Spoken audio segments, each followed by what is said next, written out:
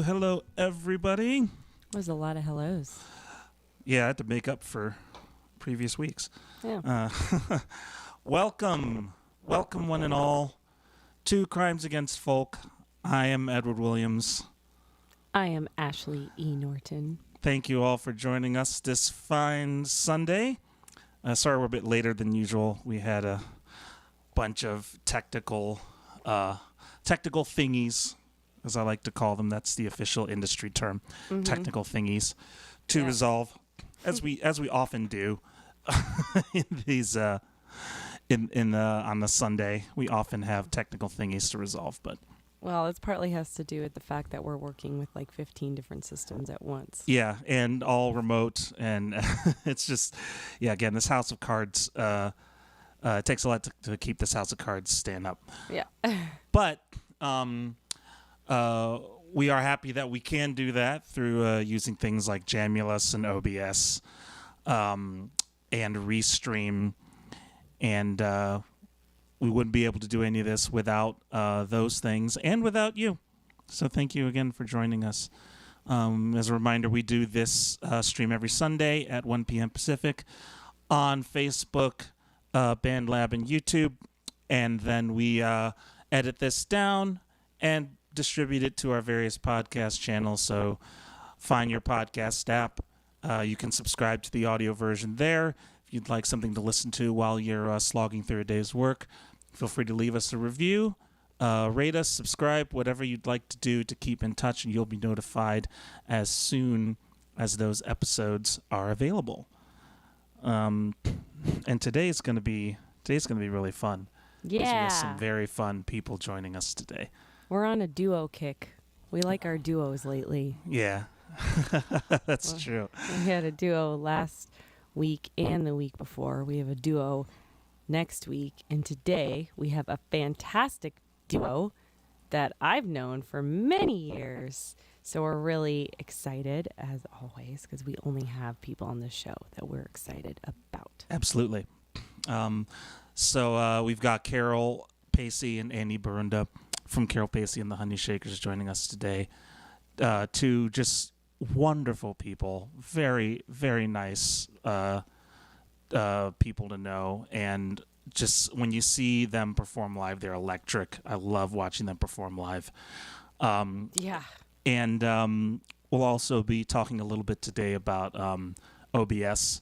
Just a little bit. This is one of the things we use that I mentioned before that we are going to that I'll be just getting a little bit more into what it is, what it does, and how we specifically use it to make this live stream and everything happen. So, yeah, if you're wondering how Ed is able to give us this fancy look with the chat in the middle and the two screens from the different locations, OBS is it. And if you're a musician and you're wondering how to make that happen, Ed's going to show you some things today later on in the show. Yep. Yeah, I'll chat through a few things, and it's, again, it's one of those wonderful programs because it's totally free, and it is every bit as capable as some programs that cost a lot of money out there. So, yeah. Before we get started with any of that, though, we need to resync.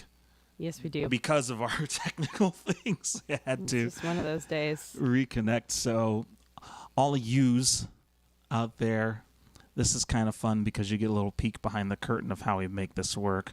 Yeah. And I can go into a little bit of detail on exactly what I'm doing during that part of the show. But let me get that up here. Assuming Safari does not mess with me again. Okay. This is a fun part about watching us live. Yeah. Well, It's like watching a show live. yeah. You're like when you watch if you listen to the final podcast, you'll be like, where was that part about Ed and Ash resyncing? And we're like, oh, we edited that out. Yeah. Yeah. It was not planned. Okay. Go ahead and clap there.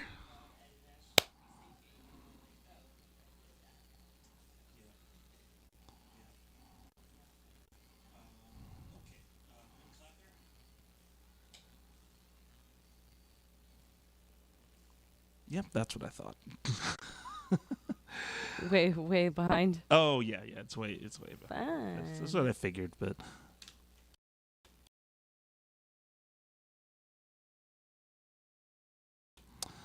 again.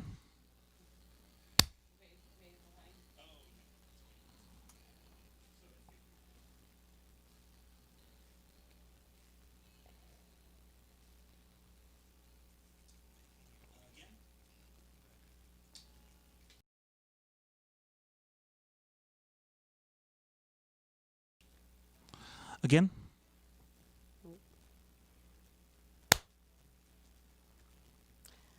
Sometimes we only have to do this once. And it's just set. Other times, we have to do it 15 times. Mm-hmm. Like today. Yeah.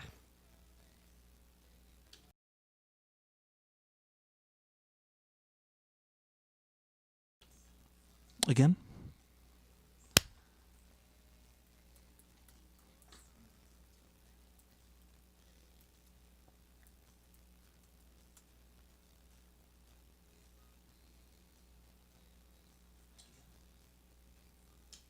There we go.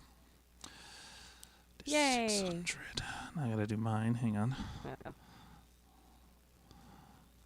6.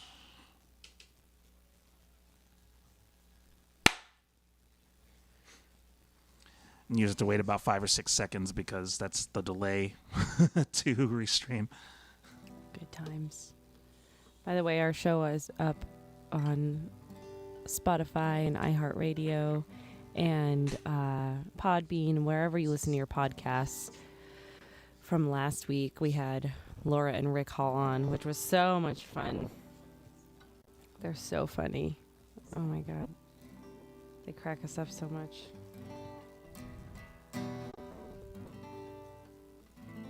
All right. Cool. Let's get started then All right. with a song.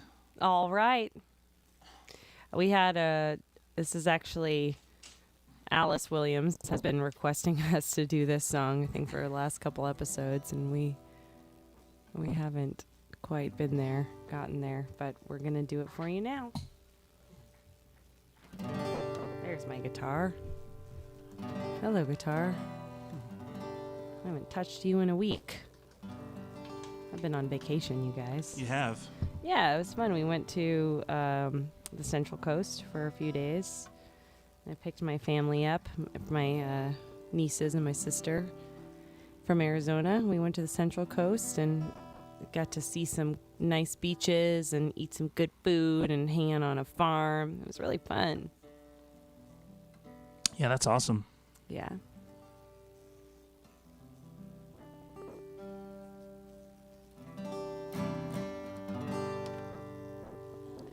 So we're going to do a little medley for you of original music. This comes from our EP, Clockwork Heart. And the first song is Hand of Fate. And we go immediately into another song called The Dragon. How's that sound? Sounds good to me. Okay, cool.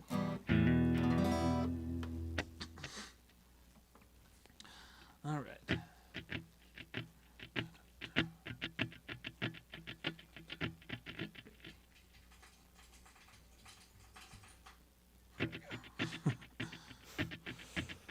Stuffing things. 1, 2, 3. Seasons change, and so have I, and so have you. I wonder why the hand of fate deigns to act upon the meek, a proven fact. that it takes more courage to love like that. Yeah, it takes more courage to love like that. Spin the wheel, twist the dial, cozy up for a little while. The crying game is fun to watch, while the hand of fate cuts a swath through the memories and the lines and the color-coded smiles that keep us guessing day after day. What a blissful, stunning dream that cuts right through the gleam within your eyes, where I am safe. But it takes more courage to love like that. It takes more courage to love like that. It takes more courage to love, while the hand of fate above moves the pieces before you begin.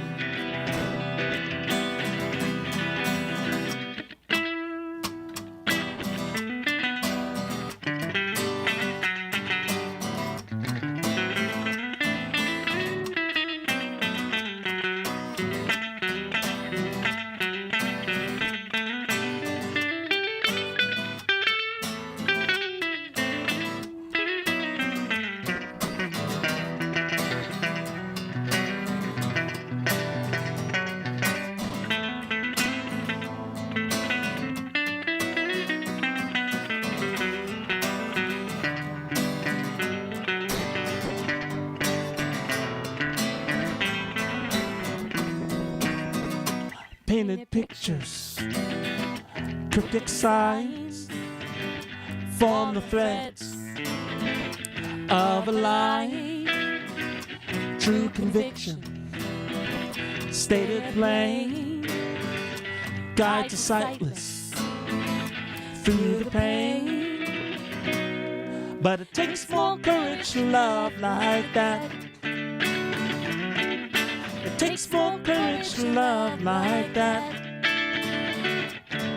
It takes more courage to love, while the hand of fate above moves the pieces before you begin. It takes more courage to love, while the hand of fate above moves the pieces before you begin.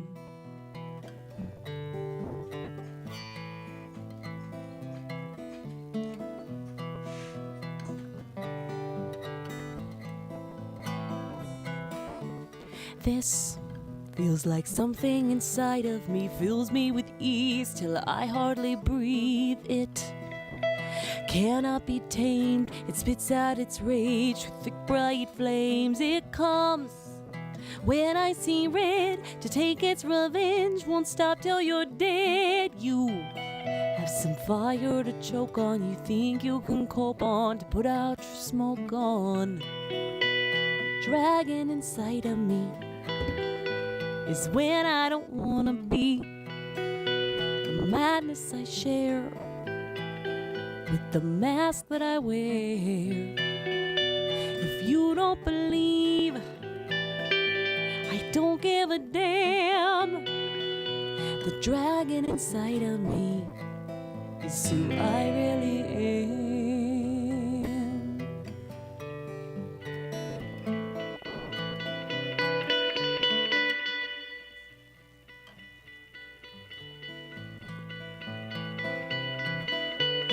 Don't turn out the lights. Don't shut your eyes. Don't give in to the night. Don't call me a liar. Put a monster to shame. You'll feel the fire. I'm starting to turn. You'll finally learn when you feel the burn. Now I'm hot to the touch. I think that I like this a little too much. The dragon inside of me is when I don't wanna be. The madness I share with the mask that I wear. If you don't believe, I don't give a damn. The drag inside of me is who I really am.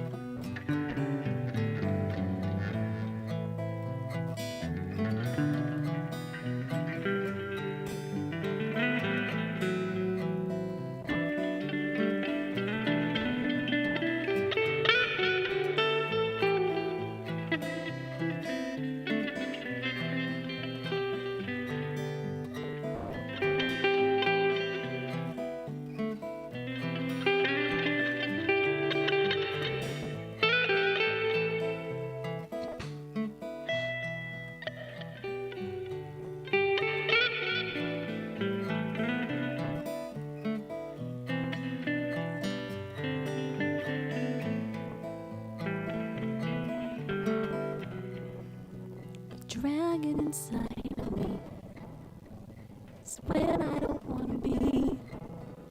The madness I share, the mask that I wear. If you don't believe, I don't give a damn. The dragon inside of me is who I really am. The dragon inside of me.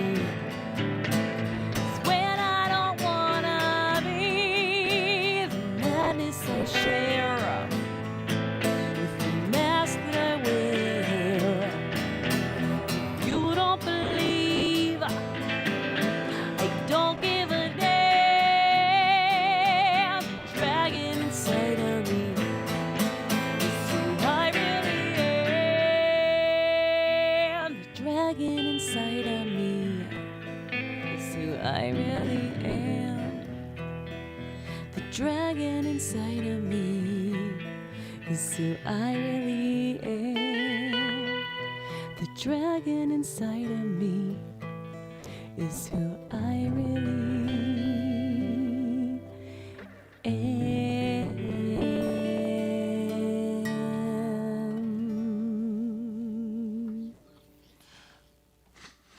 Hi, Isadora and Coco. Are you live on Facebook? I am live on Facebook.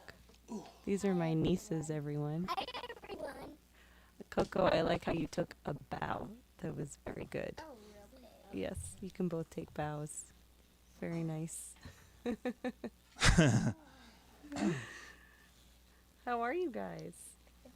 Are you going to do another song? No, we're not going to do another song yet. Aw.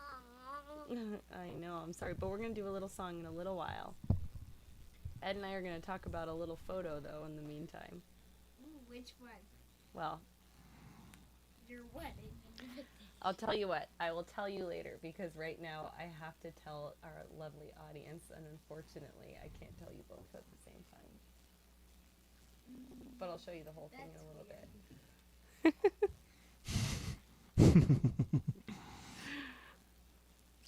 Oh, watch out, you guys. So it's time for show and tell, eh? Yes, it's time for show and tell. Yay! I have children this week, so my life has changed. Yes, I was so excited that I found this photo. Yeah. Because it's a photo it's a story that we actually talk about quite a bit. And Ed was like, "Oh, it's your turn for the show and tell," and I was like, "Oh yeah, it is my turn for the show and tell." I completely forgot until like right before we started this podcast. So I was quickly kind of scrolling through our photos, and I'd found this one photo back, and I had just kind of hit scroll down, and I okay. I have children again, excuse me. So I started scrolling through it, and I think I got to like 2015, and I was like, oh, this photo. Mm-hmm. So we love this story because it was just it's one of these like perfect magical road stories that, you know, we couldn't make this up if we tried, you know. So basically what happened is Ed and I were on tour in Oregon, and we were and we played at this place called or it was in Cottage Grove. What was it? Was it Axe and Fiddle? Yep. Okay, so it was like 100 degrees that day in Oregon. They don't really have air conditioning at a lot of places, including the venue that we were playing at. So it was really, really, really hot. We got there really, really early, and there was nobody in the audience because who wants to go to a venue without air conditioning in 100 degrees, right? Yeah. So, Ed and I, we don't mind. I mean, there's all kinds of different shows happen, Sometimes a lot of people show up, and sometimes a lot of people don't, and especially Hello. especially at the beginning of our career on tour.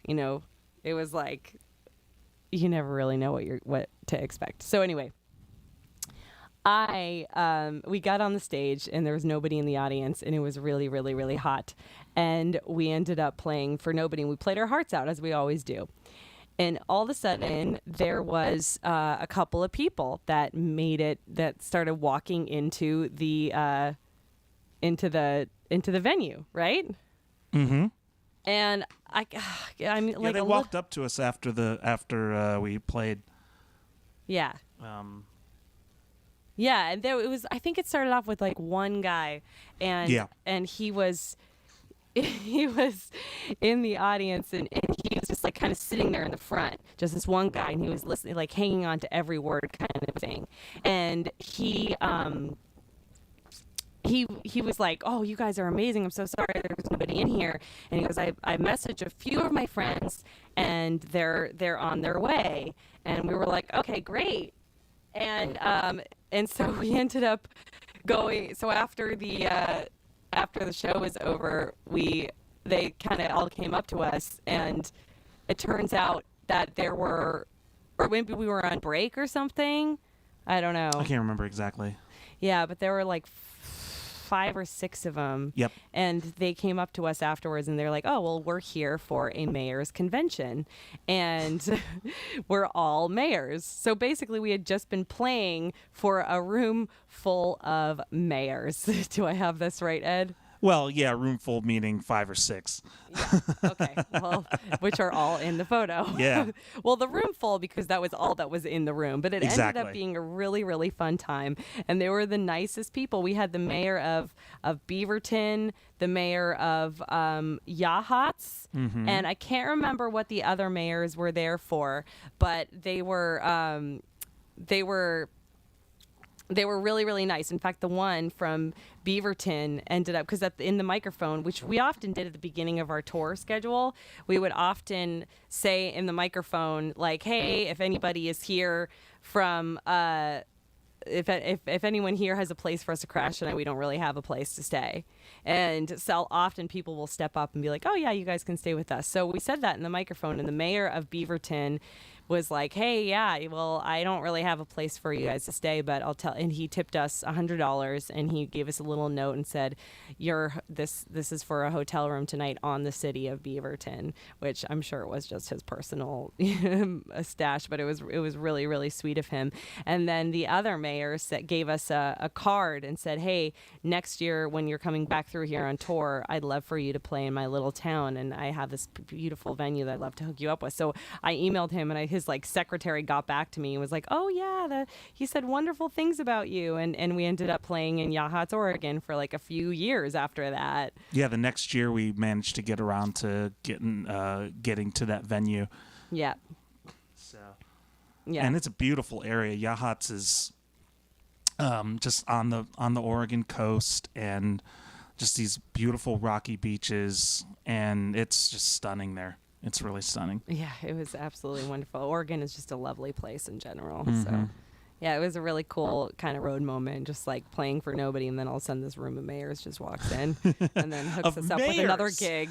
Yeah, go Like, figure. the last people I would expect to be at our show would be 4 or 5 mayors from Oregon. Yeah, right. It's just that's the part that gets me. It's like all of these people in this photo are mayors or were mayors. I don't know if they're still mayors of the town now, but of their respective towns now. But yeah, I don't know what they're doing anymore, but but it's fantastic. Like it's yeah, and then they hooked us up with a gig and a place to stay. So Yeah. go figure. Yeah, definitely one of our favorite Maroon moments, and so we had to get a picture with all of them. yeah, it was really nice. Yeah. So that was a really fun experience. That was a really interesting experience, just because you don't, to be fair, you don't meet very many mayors in life. I think I certainly haven't met that many mayors in my life, and to meet 5 of them at once was kind of funny to me. I know. We did, although that's not the first time we had a mayor show up at a gig and start to play with us. We had the mayor of Cave Creek come up, and were you on that? Were you there? I that don't night? know if I was. Okay, yeah, the mayor of Cave Creek is a musician, and so he comes to Janie's a lot, and he came out to our show, and he sat in, and I think I even sang a little harmony with him. It's kind of funny. That's cool. I didn't know that. Yeah. Mayors are good people for the most part, I think. Yeah, I think there's, it's just interesting because you tend to see them out and about. Yeah. In that's the hope anyway. You see them out and about in town. Well, who even knew that there was such a thing as a mayor convention, and it just happened to be in the town that we were playing, and otherwise we would have had an audience of 0. So Yeah, exactly. yeah. So that was a really cool time. Yeah. Okay. Sorry, I'm gonna have you resync again. Am I out of sync kinda again? Screwed up there for a bit. Yeah. Okay, no worries. Da, da, da.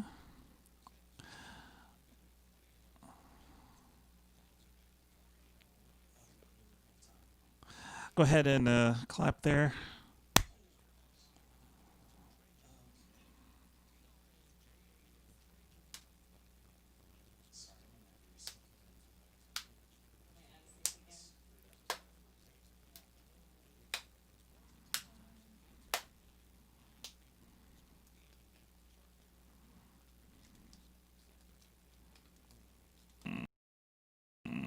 Again.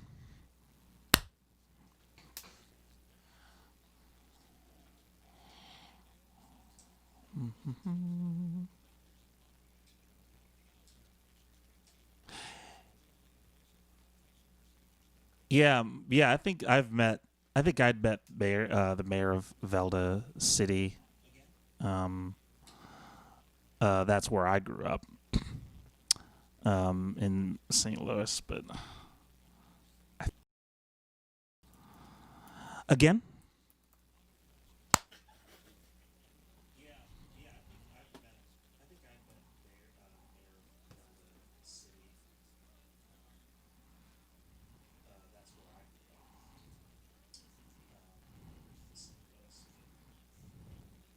I feel like I've met him. Okay, 1,300. All right. Okay. Filters. 13. Oops. 13.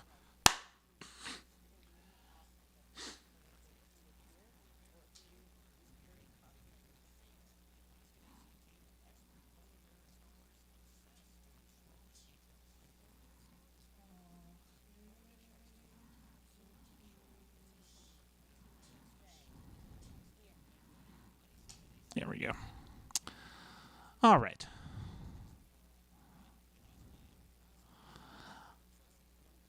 I'm trying to think if I've met any other mayors in anywhere. I don't think know. I have. I don't know. We met 5 at once. We met 5 at once, and you've met the mayor of Cave Creek. It sounds like. Have you? I've he's a met nice the. guy. Haven't met anybody else though. I don't think. Yeah, I don't think so. No. But yeah, there you go. That was a really fun story about meeting a bunch of mayors at once in a bar in Cottage Grove, Oregon. Yeah. That was really cool. All right. Next, we've got one of our videos. Yay. I dove back a little bit to pull this one up. Speaking of St. Louis, I found the songs from a Subaru that I was out of commission for. This was done with this was Ash and our really good friend Corey Fritz, who's just a phenomenal trombone player. You've heard his work on our EP, Music Monster. Yeah. And boy, oh boy, did he really change that whole thing. Yeah. And he's from St. Louis as well.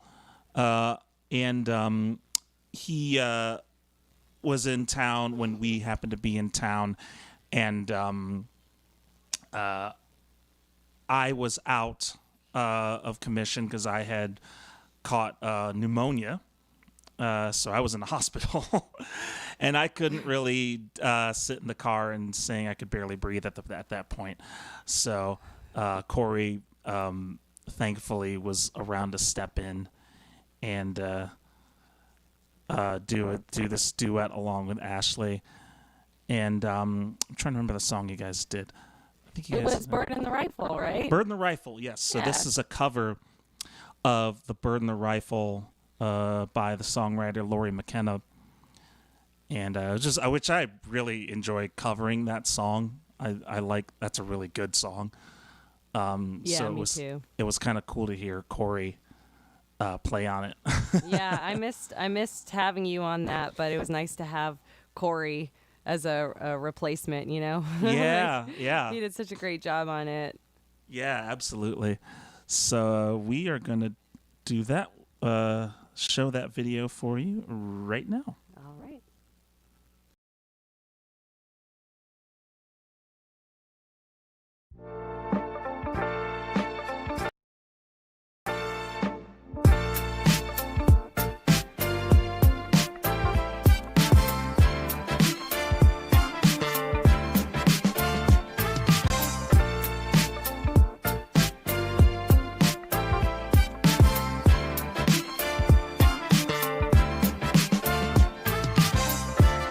It's so hard.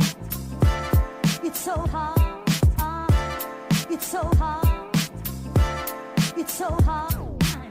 It hurts so bad when hearts are parted. 2, 3, 4.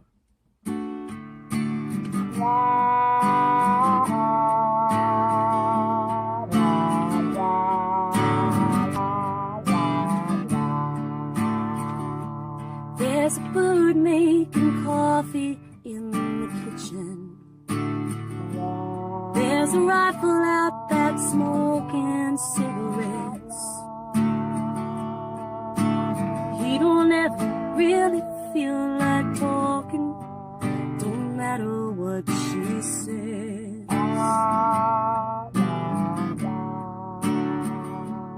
And the bird is always dreaming out the window, looking at that big wide open sky. And the rifle, he used to be a dreamer, but he wasn't meant to fly.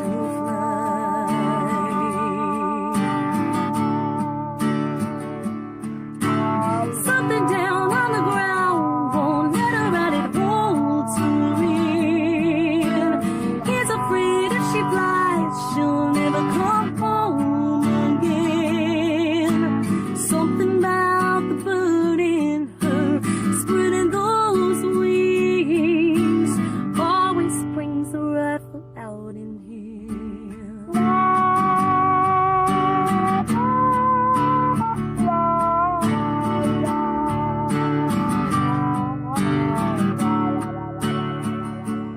And the rifle loves the bird when she's singing, and he knows every word to every song.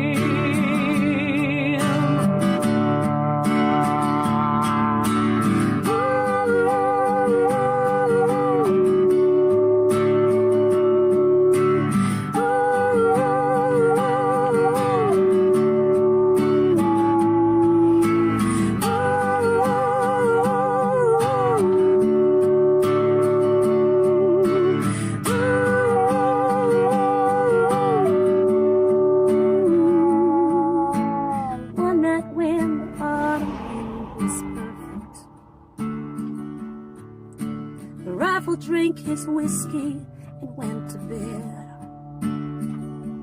And he never even heard that window open.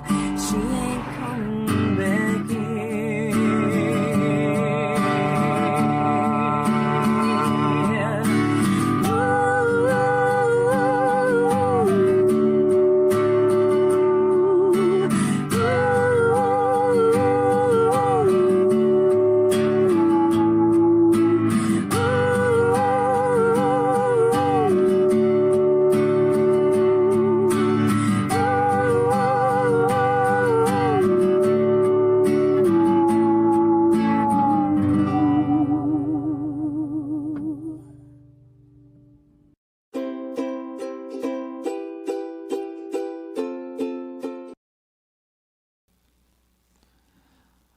All right. So that was a Songs from a Subaru in Missouri. Yep. Cover of Lauren McKenna's The Bird and the Rifle with Ash and our friend Corey Fritz. Back when I had white hair. Yeah.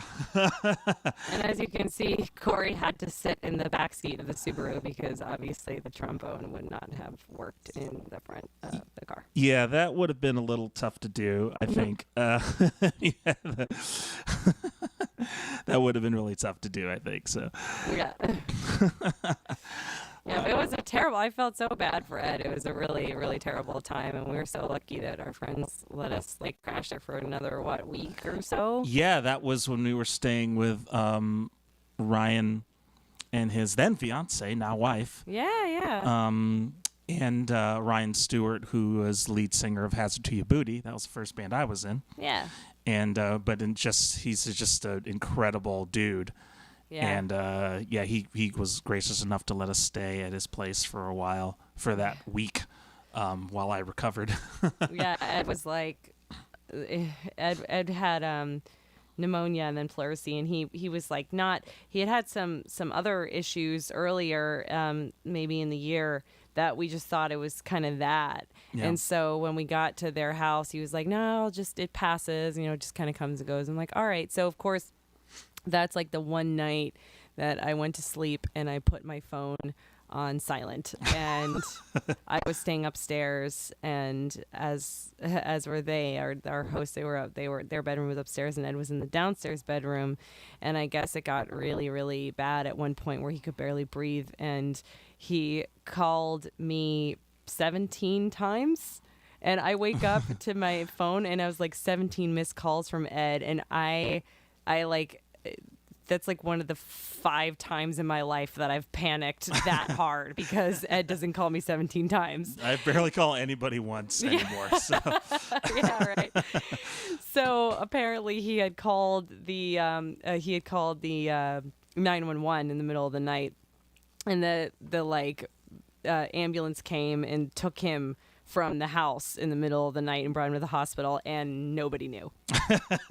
We were all asleep, or I don't know, it's very well insulated house or so. I don't think they use their sirens. I think that's kind of a thing they do. I don't think they use their sirens to not wake anybody up. But yeah, I felt so bad. So we rushed over there, and then I was in because that's Ed's hometown, luckily, so his mom was able to be there, and some of his friends came by the hospital, and I went and had I had a little lunch break with Ed's friend Fred, and yeah, Fred and I went down, and we were just kind of catching up and just talking about whatever, and I got recognized in this hospital cafeteria by, I'm not kidding you, one of Ed's long lost buddies. Yeah, I was sitting in this hospital room. They were downstairs and they came back upstairs. He didn't approach me. Yeah, he just kind of I guess saw you in the cafeteria and recognized me from photos, because I guess he'd been kind of Ed and he had lost contact for a 20 long years. time. Yeah. And I guess he had kind of looked him up recently. He was like, oh, he's in this band Witherward with this girl. And he saw me in the cafeteria with Fred. I don't think he knew who Fred was. No, I didn't know Fred. but he's like, I think that's Ed's bandmate. So I'm up in the hospital room. Fred had come back up, and this guy walks in, this kind of heavyset guy with glasses on. He walks in, he leans in, he says, Ed? And I'm like, Sam? And it was, I swear I had not seen this guy since high school. Yeah. I had zero contact with him since high school. Honestly, I thought he was dead. Because we had some mutual friends and they didn't really know either. But then all of a sudden, there he was in the same hospital that I was in. Yeah. He worked in the hospital. He worked in the IT department at the hospital. It was remarkable that he saw Ashley and recognized her from videos that we had been doing. And that they had been there at the same time, and then there he is. So I was able to reconnect with him, and he's been a great supporter of ours ever since. And it was just nice because he was one of my really good friends from high school. We played video games all the time, and I just, that of all the places to run into that guy again, that was the place when I had pneumonia. It was remarkable. Go figure. Yeah. So that was an interesting week Yeah. in St. Louis that year. Interesting, painful, and Yeah. And wonderful. wonderful. And 1,000,000 degrees. Yeah, very, very, very hot that week. So next we are going to start in on bringing our friends Carol and Andy onto the show. If you do not know who Carol Pacey and Andy Borunda are, then shame on you. And sit back because we're about to educate you. I'm going to read you a little bit of their bio here. Established in 2011, the band Carol Pacey and the Honeyshakers is notable on the Phoenix local music scene with upbeat, catchy songwriting, big vocals, memorable guitar, and bass riffs and pounding drums. It's easy to understand the creation of their own musical genre of Americana thrash pop, which is very apt description of this group. This was coined by the Phoenix music writer Mitchell Hillman, who had contributed to the Phoenix New Times and Java magazine. And yeah, Americana thrash pop is pretty accurate to describe this particular band. Oh yeah. And but they have lovingly submitted a little video story that we are going to share with you right now.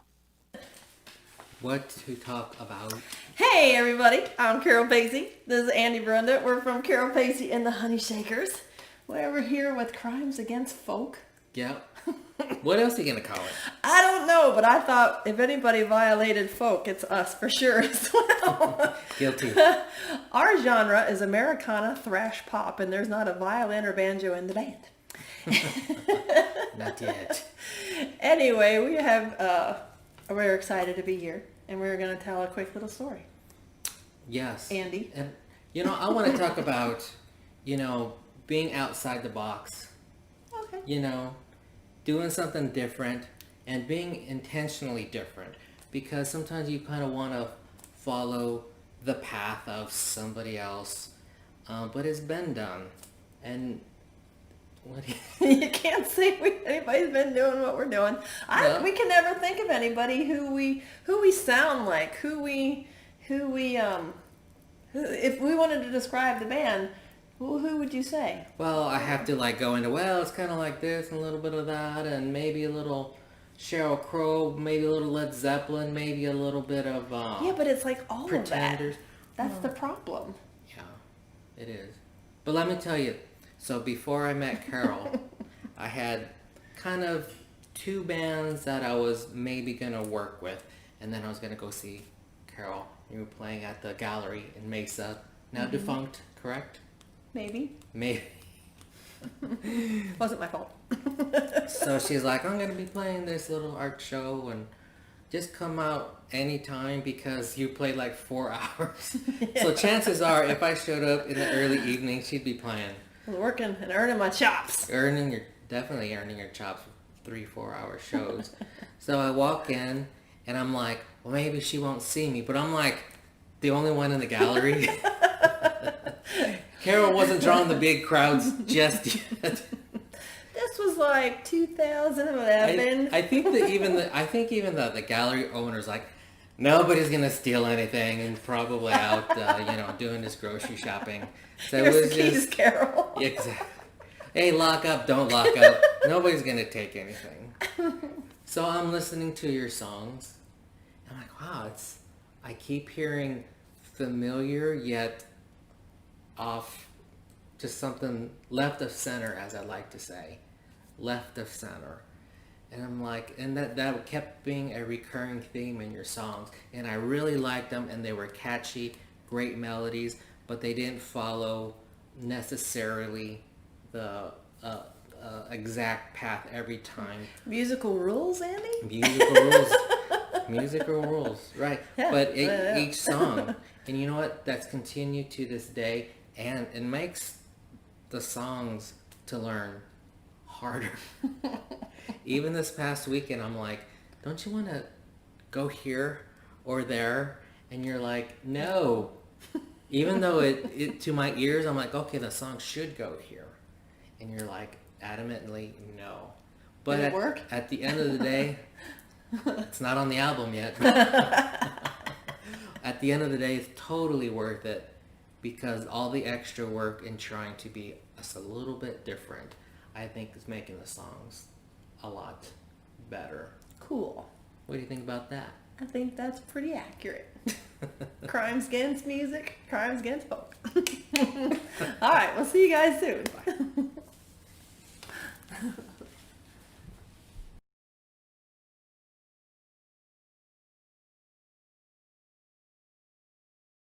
Here. Ba-ba. All right, that was. Let me change this here because I had I was this. gonna say, hey Rick. What? Yeah, I had changed that, and it didn't change it back. Inaccurate.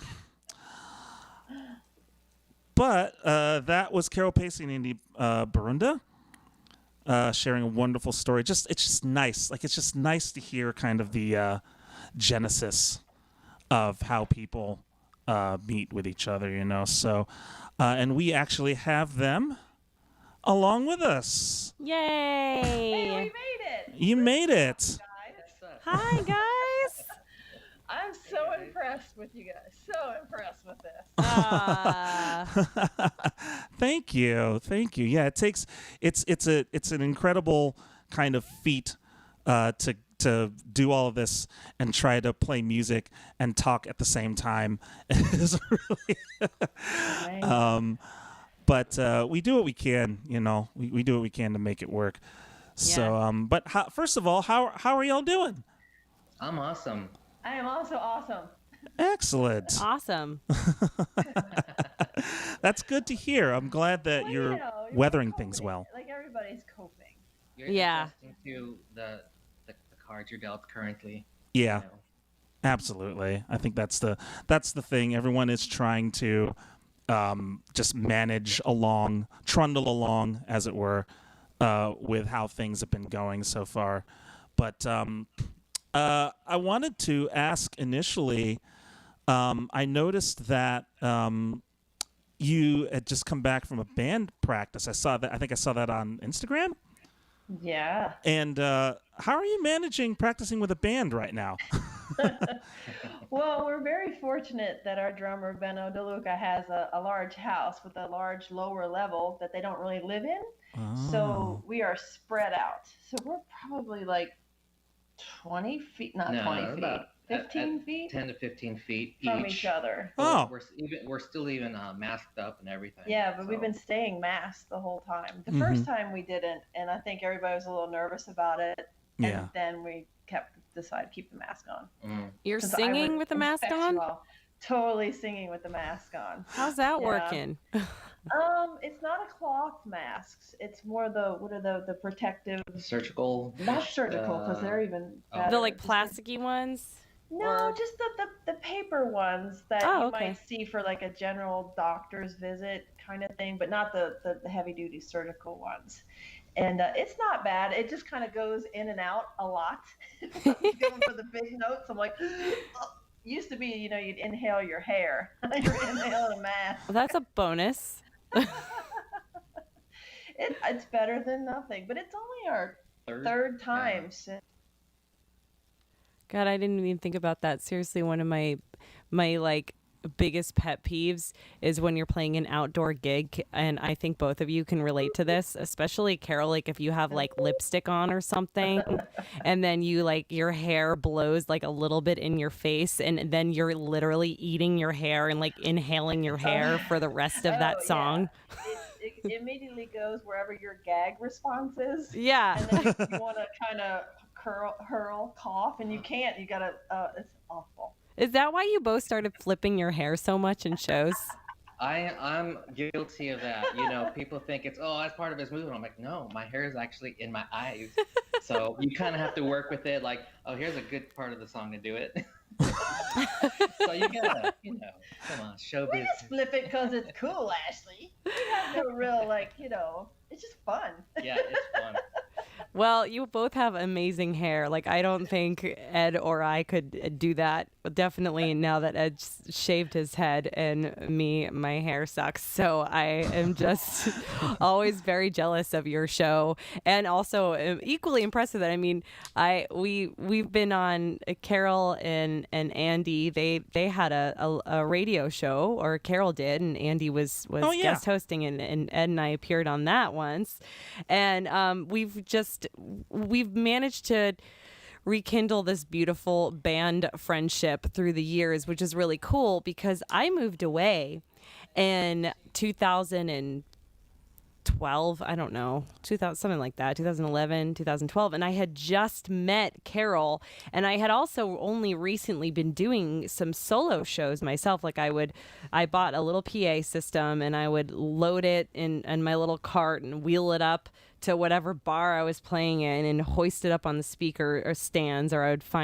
hopefully I would find some burly man to do it for me because they were really heavy. and I would set the whole thing up, and Carol was like, what are you doing and how are you doing this and how can I do it? And so I told her everything I know, which wasn't much, and then I moved away. And when I came back,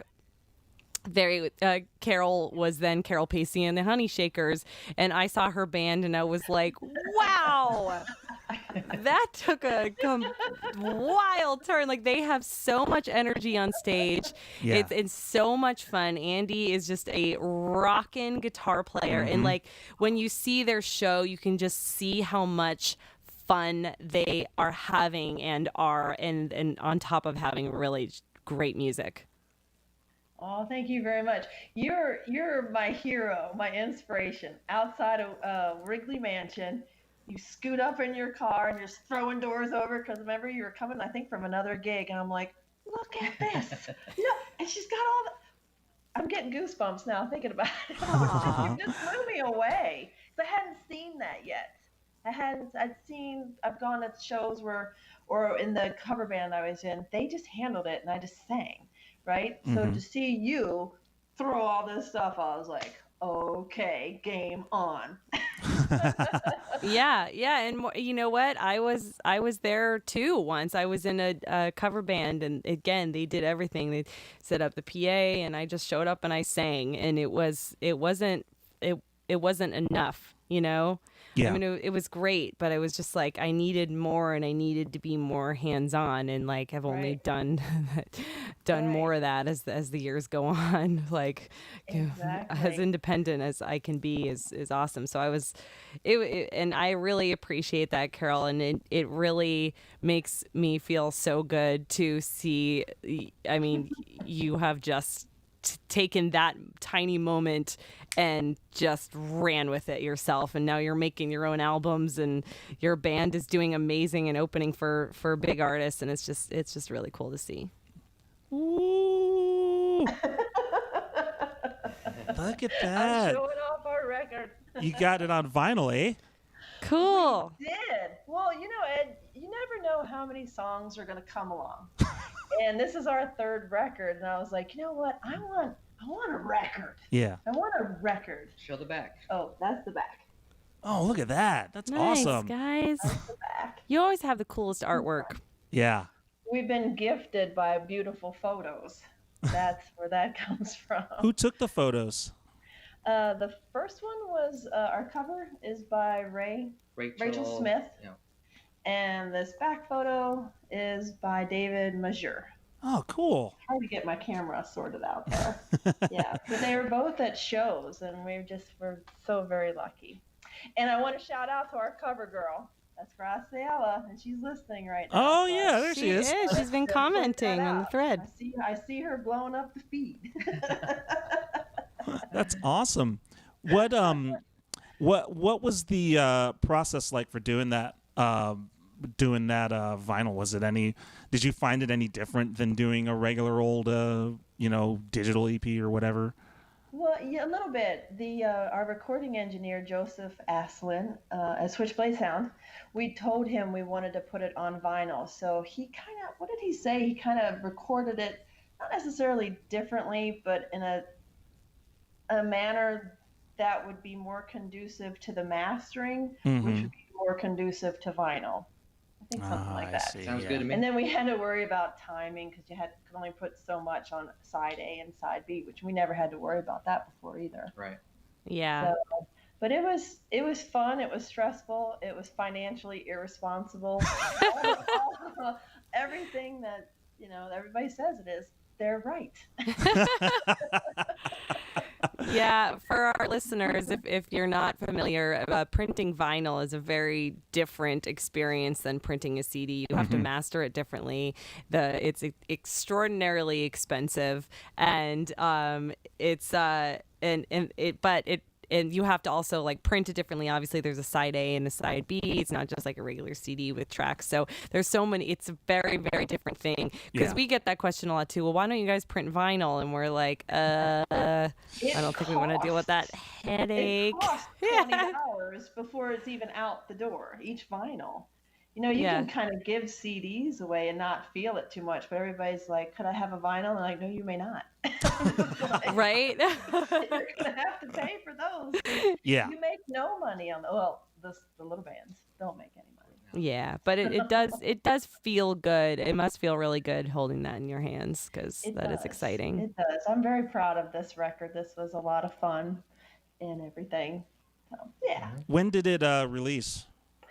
It came out in September. Okay. So It's almost a year old. I know, but when we say that, it's a drag because COVID. Yeah. So we only had like 5 months to kind of be out with it and kind of push it out there, and then the live shows went away. It just changed it. So I kind of feel shortchanged on it a little bit. Yeah. Now, is there somewhere that you can buy the vinyl online and have it shipped? Absolutely, at our website. So I just have all the physical CDs at our website now. I don't think any physical CDs or vinyl are at any other places. I think just on our website. Okay. Yeah. If Cool. it's local, I have no problem delivering it in this hot sun. Yeah. I'll deliver it. You buy it, I'll drive to your house. He'll even mask up and leave it on the porch for a couple days Yeah. to dry out in the sun. But no, you don't actually want to do that. Yeah, we may have to start doing that with all of our stuff lately here.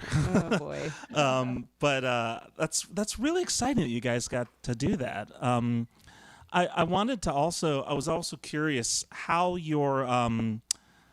how has your songwriting process been during this time? Like, are you writing songs with the rest of the band, or are you doing it on your own, or how has it changed now that everybody's stuck inside? Well, we don't usually ever write anything. No, we don't do that as a band. I am the songwriter, and it's just I was a solo artist, like Ashley was saying, and I've just maintained that because I feel very much that this is audio art, and like most painters work on their own, and I just feel that very much the same way with the main lyrics and melody. So once that's locked in, then Andy takes it and puts his parts in, and then we bring it to the band. That's generally how we do it. And I will say that we just have a backlog of songs that aren't on all these records. And I wanted to revisit those. And also, things have been kind of, you know, unpleasant. Yeah. And I don't want to make songs about that. And it is challenging sometimes to find a more positive feeling to latch onto to write about. And I don't want to write songs about this time. Right. Yeah, no, I Not into it. understand that. I like that. That's actually the first time I've heard that, and it's funny because I actually feel like I've been the opposite, but I tend to really thrive on drama for my songwriting personally. But it's actually you're right. Like, you guys have really positive messages in your music, and if it's not an upbeat song, it's an uplifting message. Yeah. And I'm glad that you're staying true to that, because I think that's a big part of your sound, and one of the reasons people love you so much is it's such a Thank pleasant you. experience to listen Yeah, to. yeah. I mean, I keep having ideas, and then I just like, Yeah, I don't Oh, want you to. do? I do. Write about being stuck in the house like everybody else. We don't want that. I'm just not interested. So we kind of are moving on to the next record because it takes a while, Yeah. and that's how it is. You want to keep looking forward to something. And I think that's what musicians are in such a sad rut now, because we don't have that next gig to look forward to. Yeah. So it's been challenging because we didn't even have band practice to look forward to. Yeah. So now we've kind of put together pretty much the next record. We pretty much know what songs we want, unless I come up with something between now and then. So now at band practice, we have a mission and a goal, and so now we're working towards the next record. So I've given us a goal, something to. It's just the head. it's more efficient that way too, when we kind of have a structure of the song, and so you're not in a band room for 4 hours and starting to write on the spot. That's just not an effective use of our time, I don't think, because Yeah. we're all so busy anyways. But having We're that never back gonna catalog think is pretty Yeah. helpful. You would get to massage the old songs and make them, because some of these songs that we're bringing out are 8+ years old. Mm. And Nice. They didn't quite make it to the band They as didn't. is, so I tweaked them a little bit, and we worked with them. Right, and And, it's more about who we are now. Mhm. So Yeah, I've been doing a little of that myself. I've been pulling out some of the older songs and recording them, because I have books upon books of older material that just have been sitting there. And then we do the same thing as a band too. We'll pick up older songs and we'll rework them into something new, or go, we talked about recording this 5 years ago and we never recorded it. How do you feel about putting it on the next record? I think that Exactly.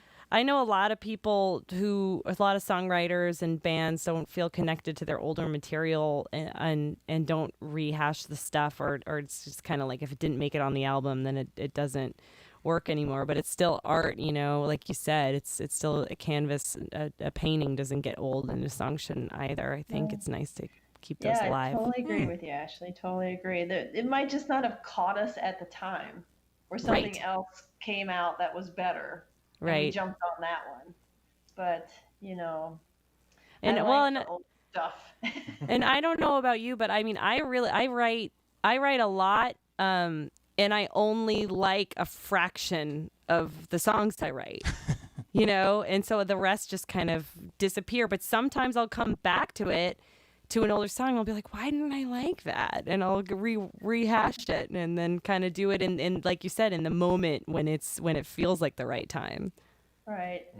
Sometimes I'll just hit delete. Yeah. I'm more like And that. I'm like, I'm not into this at all. I'm out. Yeah, I'm much more like that. If it's something that's not working for me, I'm like, that's fine. It's done. I'll move on.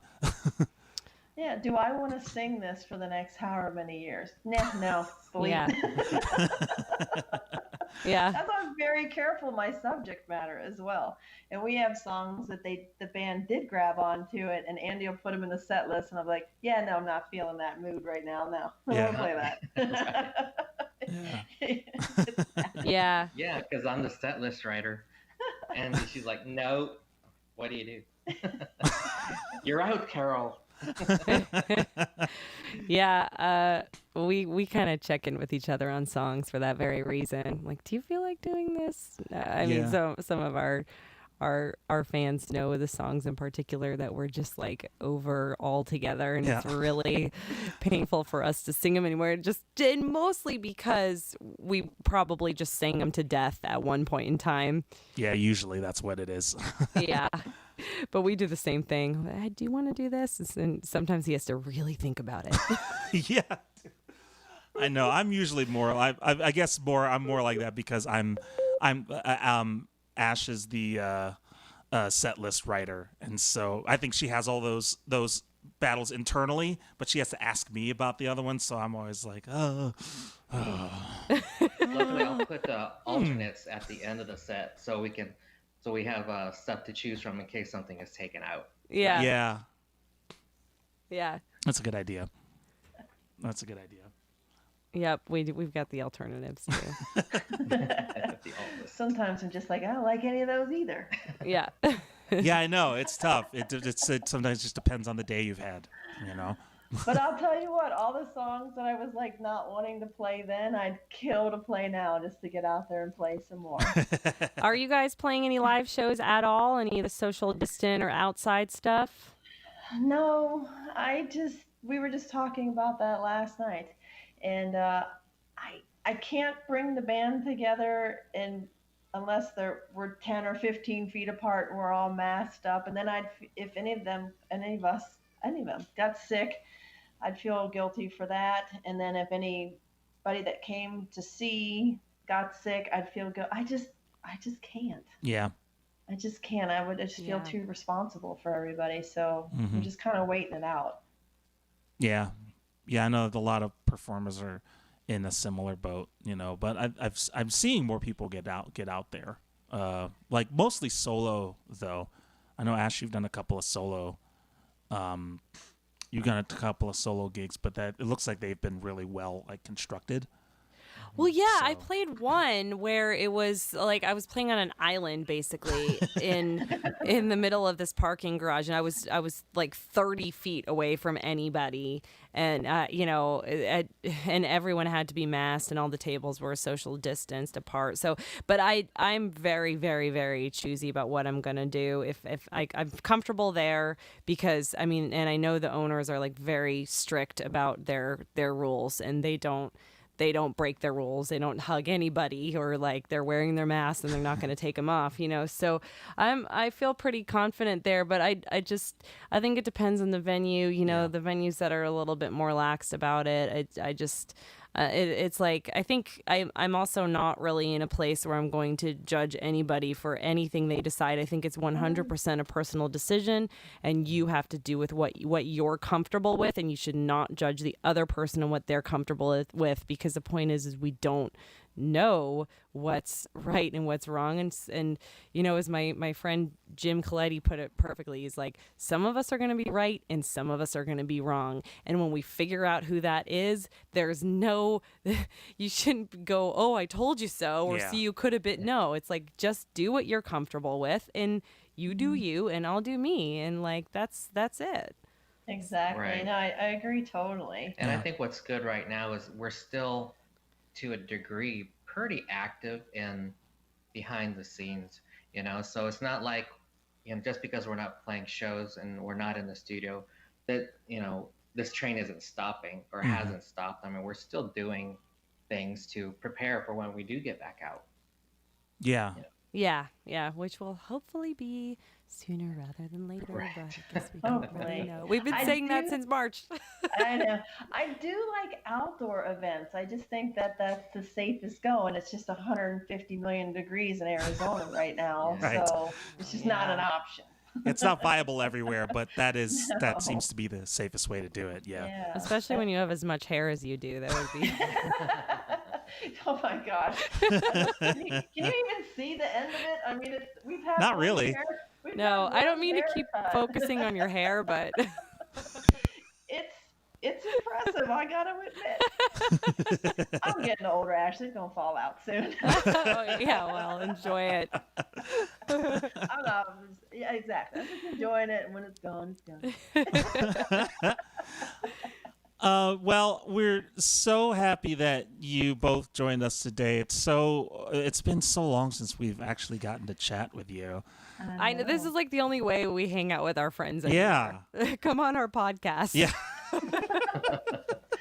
It's all we got. And It's all we got. and set up this very, very complicated system of things so that we can talk to each other. Yeah, When basically. It's funny watching your things on our screen in front of us, and the things like pop in and pop out. I'm like, okay, still here. Is it all good? We good? Andy, you What do we good? do? I'm okay. I'm still here. Yeah, it's everything's still here. That you crossing fingers and crossing toes and everything. Yeah. But we did have one more question for you. And this is an important one, and we've gotten a multitude of answers from everybody. If you were to have a superpower, what would it be? Well, there's the top two, right? There's the top two. And do I want to be cliche about it? The flying or the being invisible? But those are pretty cool superpowers. What are our options? Whatever you want. Whatever You you can want. make it up. Yeah. The top two seem to be being invisible or flying superpowers. I don't think I'd care for either one of those. What? Really? Why would I want to be invisible? And flying, have you ever jumped out of an airplane, either of you guys? No. Oh my No. gosh. So the free fall, that's cool. But then when you're just floating there, it's at one point when we were just floating in the sky, I was like, man, I'm just ready to be on the ground.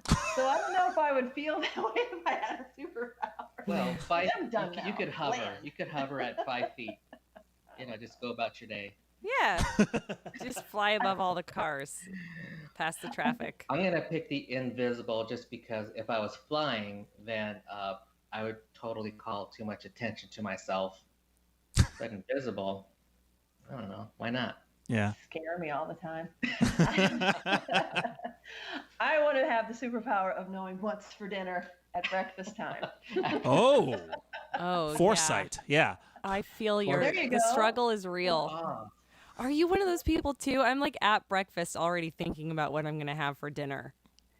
Yes. I totally do that. And I feel like people look at me like, why are you thinking about this? I'm like, 'cause I have to plan my day. I like to eat. Yeah. And I love to eat. And I want to have a plan. Yeah. And I don't want to stand there with the refrigerator open, letting the penguins out, trying to figure out what I'm going to eat when there's nothing in there. that's me.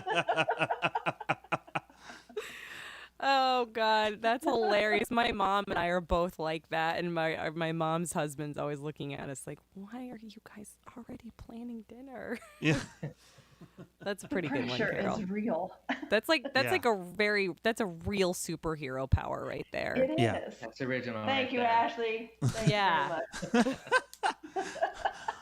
much. Well, that's about all the time we have for the interview, but we want to have you all just tell everybody again, where can folks find Carol Pacey and the Honeyshakers on the internets?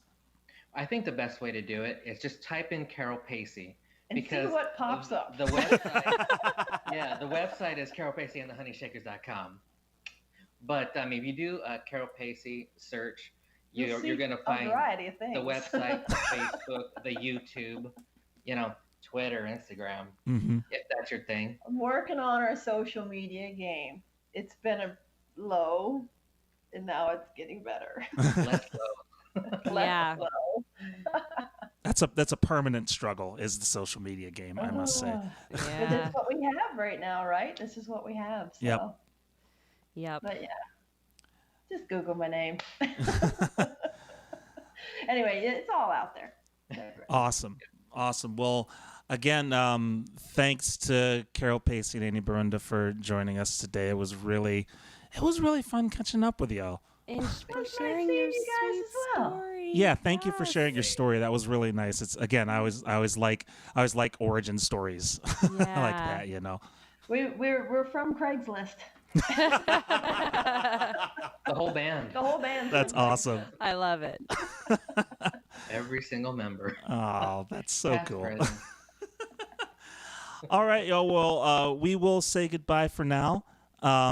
But we will keep in touch, and we'll let you know when this is going up and everything. And so, Awesome. Fantastic. Thank you very much Thank for you, having guys. us. It No, was a thank you. pleasure. it was Thank wonderful. you. We love you guys so much. All right. Bye, guys. Bye. Bye. They're just bright lights, aren't they? I know. I love talking to both of them. Yeah, that put me in such a good mood. Yeah, usually I remember I seem to figure out whenever there's like something like if we're putting out a question or putting out just something happens, and then usually we'll get a message from either one of them, but usually Andy with something really nice to say, and Yeah. he's a really supportive person, and Carol is just so much energy. I wonder, I don't know. There's something really fun about the both of them. Yeah. You know? Yeah, Andy's the kind of musician that will like show up to other musicians' gigs just to hear what you got going on and support, and that's a rare thing. And It is. yeah, It's true. He's very engaging on other people's socials and stuff. So Yeah. it was nice to have. And one of my favorite things about their bio is the fact that they have a great live show. You guys, like a really great live show. It's so and much fun to watch. yeah, and to the point where they've been asked to open up for quite a few big acts in Phoenix. They're based in Phoenix or in the Valley, Arizona. So they've opened up for a few names. So if you read their bio, they'll have like an open for this person and this like big people. I'll have to look it up to remember who it is. And then it says and Witherward. And I'm like, are they just being nice, or did they think that we're a big deal, or are we a bigger deal than I think we are? I don't know, but I love it either way. Yeah. It makes me really happy to see that. They're supportive people. Yeah. Yeah, definitely look up Carol Pacey and the Honeyshakers. Their music is fun. In fact, I do have a song of theirs that they asked me to play, so you can kind of get a taste of what they're doing, and it's very short, which is awesome because I like short songs, and we are in the midst of a attention span revolution in the world, so you will appreciate that even more. But they sent me a song that I'm gonna play, and it is called "If Romance Is Dead, Then I Want to Be Dead Too."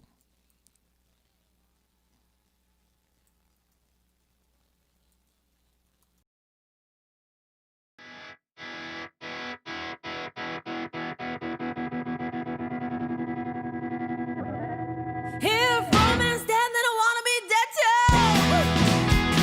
To live without love is not what I'm gonna do. A dream of kisses so deep I can't breathe, but a dream of a kiss isn't all I need. I need it all. I need it all. I want it all. I want it all. I wanna hear you say that your love for me makes your heart jump out of your chest. And there isn't any way you can love me more. Why you've been so blessed? I need it all. I need it all. I want it all. I want it all. If romance dead, then I wanna be dead.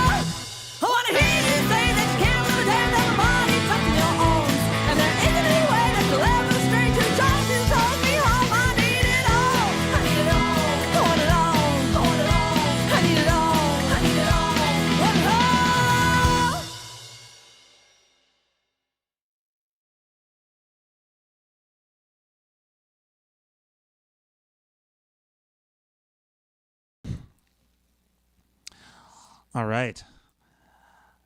That was If Romance is Dead, Then I Want to Be Dead Too. What a great title. Yeah. By Carol Pacey and the Honeyshakers. And man, that's just some rockin' stuff. I love it.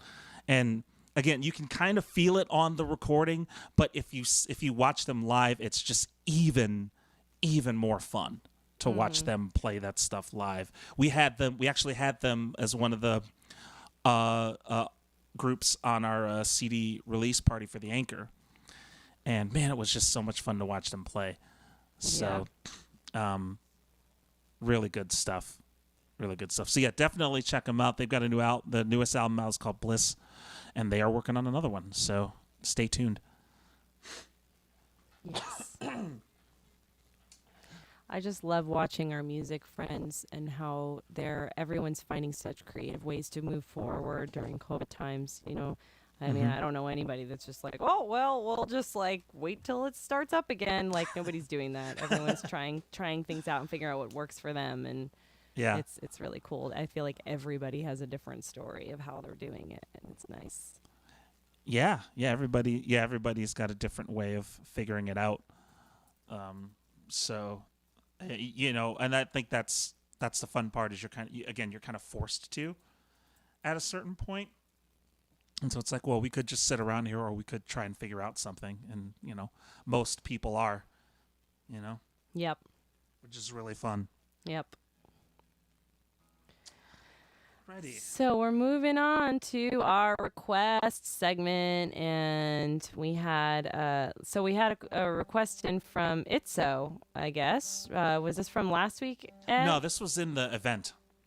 Ah, okay. I missed that memo, Yeah, I but saw we it did, pop up. which is just a note for you guys. If there's a certain song you want to hear in our request segment for next week, or if you have any questions, I just got a question in from Glenn. I'm going to answer that in the Q&A portion, and as well as like song requests or anything for future episodes, we will be able to do that. So we always, you know, it's really sad that I can't think of the word that I'm looking for right now. Not support, recommend, suggest. Okay. I couldn't think of suggest, so that's a problem. We highly suggest that you request and ask questions ahead of time, just so we can always prepare better for them if you do. But if you've got them on the fly too, that's also great.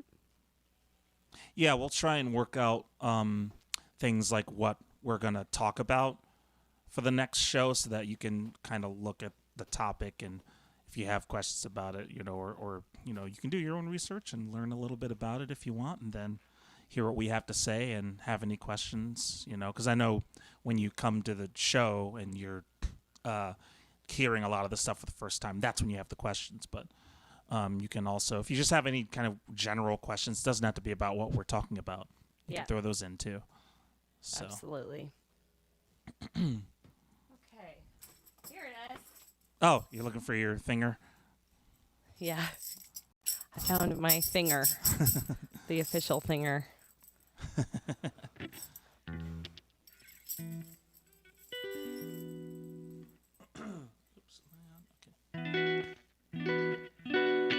Cool.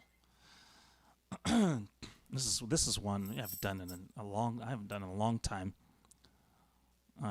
That's one of my favorite songs. And this is a cover of a song by Cake.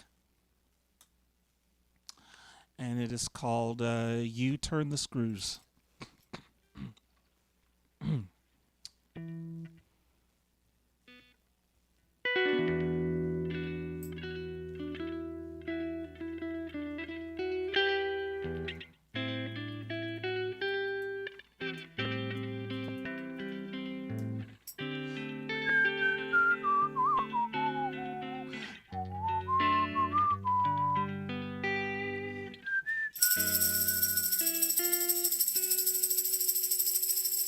You turn the screws, you tear down the bridge.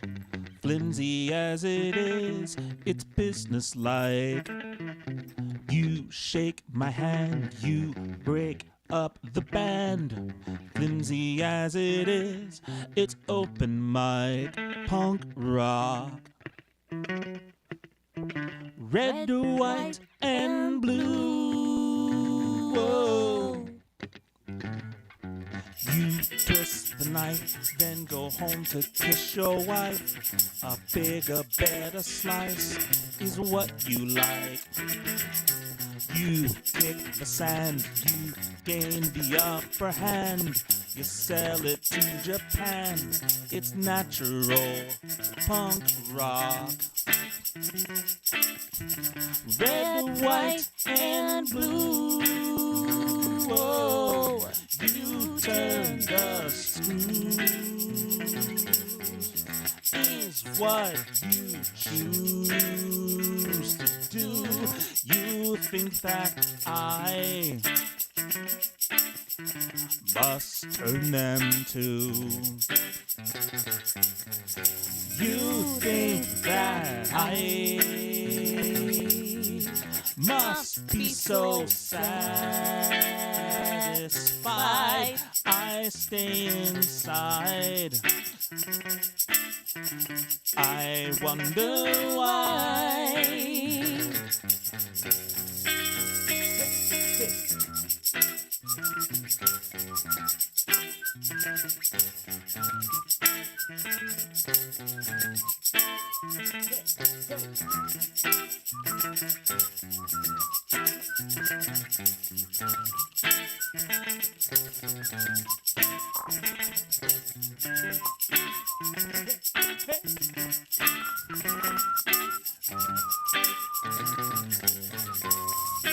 And the cement mixer gets it all ready. One good turn at a time. Then pouring it slowly and steady. You're showing me where I can sign. What I can expect to find. But how can you say you'll be happy when you turn the screws? Whoa, you turn the screws. Is what you choose to do. You turn the screws. Is what you choose to do. You think that I must turn them to.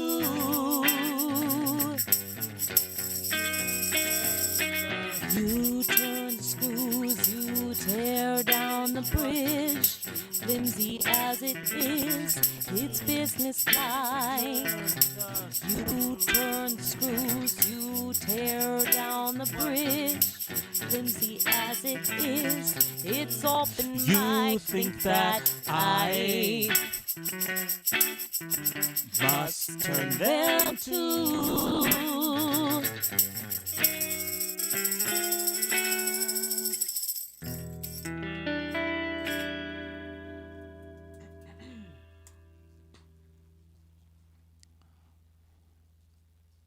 I kind of forgot about that song. That's fun. That's such a fun song. Yeah. I just love that whole album. Yeah. I know that was the first one. That's the thing that I do. The first one is usually the one I measure them all. The first one I hear is the one I measure them all by. But, man, that has so many cool songs on it. We do another one off of that one, Sheep Go to Heaven. Yeah. And I like When You Sleep. I like that song a lot. Hem of Your Garment is a really good one off of there. Oh, yeah, there's so many. I can't remember what my favorite Cake album is, but I don't think it's that one. There was one. Yeah, there's another one, I think.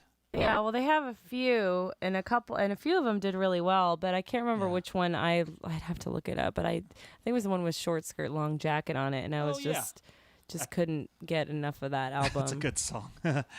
Yeah. Is it the one with the Distance on it? Probably, which isn't one of my favorite songs of theirs, funny enough, because of course it's probably their biggest hit. That's one of my favorites because as a bass player, I just love that bass line to death. Yeah. I never ever get tired of playing that bass line. Well, we should learn that one. You can play it on bass, and I'll see what I can do. It's really cool. easy. I mean, it's like one chord, I think. It's like two chords. There are two chords you would need to know for the whole song, I'm pretty sure. But it's one chord most of the song. But yeah, it's that's always one of my favorite things about Cake in general. Yeah. Is their bass player is so good. Yeah. You wouldn't think so but really that band is incredible. That like band is really good. Like they're really good musicians. Yeah, I mean their songs are like almost comical. They're not necessarily comical. They're almost comical, Yeah. right? So you wouldn't think that like they're this amazing musicians necessarily, but they have one of their their bass players. A lot of my bass player friends say the same thing about him, and their guitar player too is really fantastic. Yeah, their guitar player comes up with these weird riffs that I don't know, that it's almost like the approach that it feels like the same approach that Primus's guitar player chooses. It's sort of like they are there to kind of fill in the weird gaps in between the regular music happening. Yep. So that's For what I sure. like most. Yeah. Yeah. Well, all right. Are we gonna move on to tips and tricks? I'll do a little tips. All right. Do a So little tips there. Wait, hang 1 second. I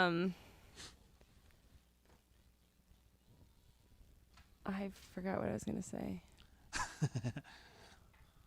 Oh, yeah. Brain. So if you guys like our podcast and enjoy listening to us and what we have to say and sing and our guests and tips and tricks and all the stuff that we do, we would really appreciate it if you would take a minute to write a review. You can do that on at whatever platform you are listening to this on or watching this on. So particularly iTunes would, I think, very much help us out to help us get ahead in the podcasting kind of algorithm. But we also, you can leave a review. I don't know if you've never done it before. It's definitely something you can do on Spotify, on Podbean, on Facebook, on even can you leave reviews on YouTube? I'm not even sure. Well, I don't think they really don't have like a podcasting component. But you can leave reviews on Google Podcasts. So. Oh yeah. So basically, anything you guys can do to help us, kind of move ahead with this charge forward with our podcast, we really appreciate with a review. Yeah, please do. Yeah. But that said, it's time to move on to tips and tricks, which is mostly Ed. Yeah, this will be a little bit mostly me today. But mainly, I just wanted to kind of throw out there another piece, again, of this giant puzzle that we put together to make the podcast work. And that piece is OBS. And OBS, again, is short for Open Broadcaster Software. And the fun thing about OBS is there's a few benefits. One, it's completely free. So if you somehow bought OBS from somewhere, you got scammed. Don't do that. Now, there are versions of OBS out there that have subscription services with them, and they offer added features. So things like Streamlabs OBS comes to mind. And Streamlabs is a variant of OBS that is also free, but they have kind of a premium subscription service where they can give you more stuff. It's mostly aimed towards gaming streamers, that people are streaming on Twitch and Facebook Gaming and YouTube for gaming. But you can use it for whatever you want. just like OBS, you can use for whatever you want. They try to make the interface a little more friendly in Streamlabs OBS than the stock OBS interface, but that's just an option you could use. I use the regular old stock OBS for what we do. And the major benefit, again, of OBS is that it's free. There are other software options out there. XSplit is another option that comes to mind. That is also free to start. They have upgraded software if you want. It's Windows only. XSplit is Windows only, but OBS you can run on Windows, Mac, or Linux. And so that's kind of nice. It's cross-platform. And there are other paid softwares out there like Wirecast. That was the first kind of online streaming production software I had ever seen before. And OBS is very much like it. In fact, I would venture to say that's probably one of the reasons OBS exists, is because Wirecast is a wonderful piece of software. It's $600. Not everybody has $600 to spend on streaming software, especially if you're musicians like us. We typically don't have that kind of money to invest in something like that. And most gaming streamers don't have that either. So something like OBS coming along and giving you basically all of the options to stream and put on a show, put on an actual professional level broadcast kind of at your fingertips for free is wonderful. So with regard to our specific setup, OBS is where it all happens. So everything that I'm bringing in, the audio from Jamulus, the extra video from Ashley streaming, all of that goes into OBS, and then I'm able to set up screens and scenes so that I can switch between them quickly. And that way, I have everything laid out in front of me, and I can order it logically on a show. And I use an extra piece of software called Touch Portal that allows me to actually change scenes on the fly. In fact, I will show you right now on my phone. That is what I'm using to actually switch between scenes on the show. So in OBS, I have all of these scenes set up and all these functions set up. And then if I just press a different button here, then you will be able to see now we've got a different scene on screen. So one nice thing about OBS is that it is extensible. So you can add stuff to OBS. You can add plugins to add functionality. That's one of the things that Touch Portal does. It adds an extra functionality to control OBS remotely. So the main thing you would want to use OBS for is when you are trying to put on more of a broadcast production. It is an easy way to just kind of put together, organize your screen space so that you can maybe put on you can put a screen crawl down at the bottom to have more information. Just like on our main scene, I have icons, or I have like our logo up in the top right, the donate link, things like the chat scroll that you're seeing on the window right now. All of that is going into OBS, and I can move it around. Like, for instance, I could move the little thing over here, or I could move this over here. And so that way I can control exactly what is shown on the screen, not only what's shown on the screen, but what people hear as well. So when I'm switching scenes to show a video, I can cut our audio so that we're not talking over the video, because typically we don't want to do that. So these are all things that OBS allows you to do. It does come with things like screen transitions.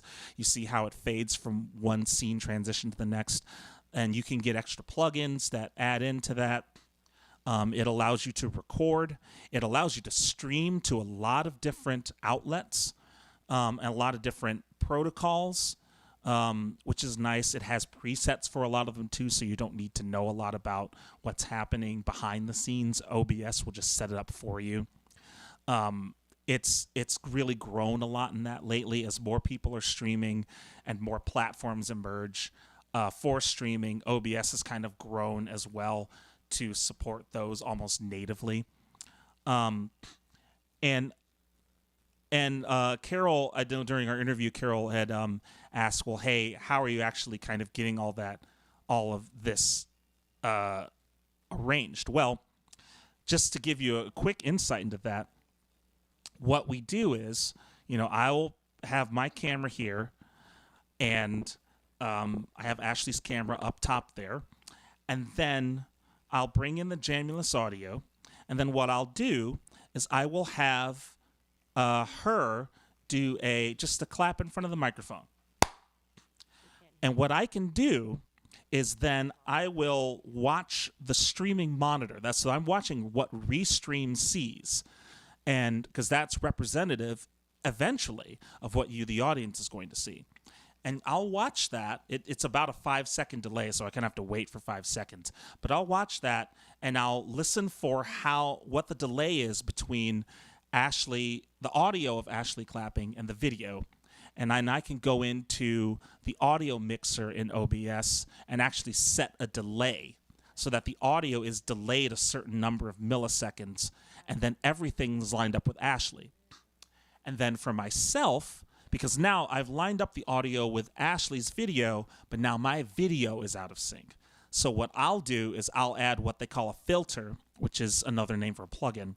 I'll add a filter in for my video that helps me delay the video. So the sequence is I delay the audio to Ashley's video, then I delay my video to the audio. And that way, everything is pretty much lined up. Sometimes I have to tweak it. Sometimes if we're having connection issues like you saw earlier, I have to resync it just so it looks good on this end. And you'll notice, too, when I bring a caller in, I typically have to do this on the fly. I have to set delays for their video as well so that their video is also lined up with our audio. I kind of have the numbers to do that in my head already, so I can do it fairly quickly. Sometimes it takes a little longer. But this is the kind of stuff that you can do with OBS. Like, these are the kind of fun little broadcast tricks that we do, and these are the kind of fun additions to your own broadcast that you can do. I mean, even if it's as simple as, bringing your camera and your audio into OBS and adding your logo. You're adding a website for people to go to, or if you want to say, like, stream a cool concert, a little mini intimate concert, and then debut a new music video. That's the kind of stuff you can do with OBS. There are so many possibilities with this particular piece of software, and it's free. You can get started for free.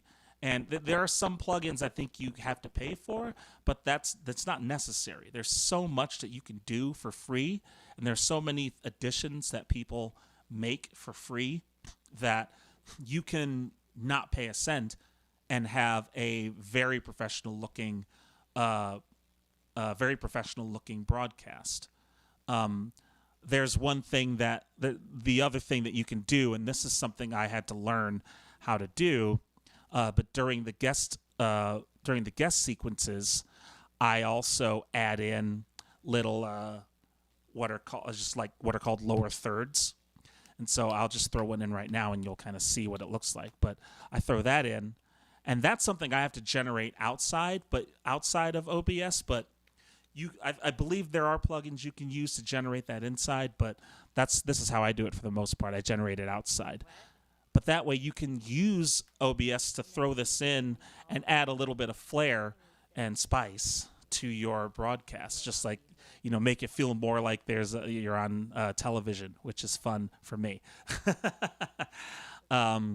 So that's how we use OBS. We mainly use it to bring all of this extra stuff together. Ashley's video, my video, the audio from Jamulus, callers in from Skype, the chat on Restream, showing all kinds of videos. All this stuff goes through OBS so that it can go out to you, the audience.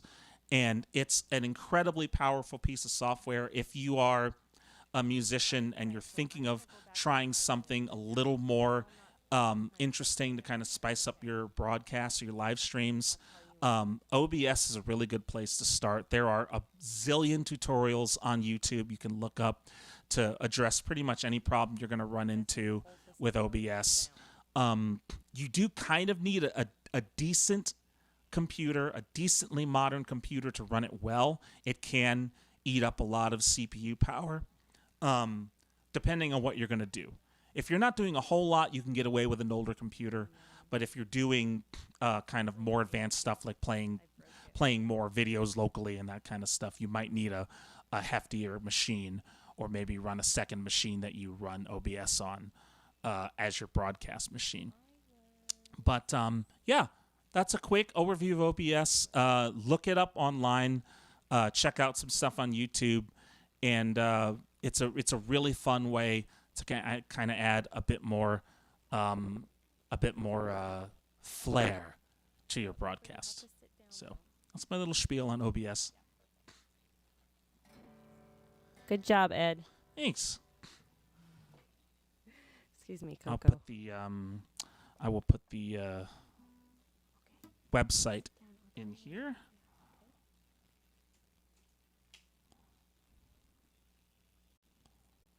Make sure that, yep.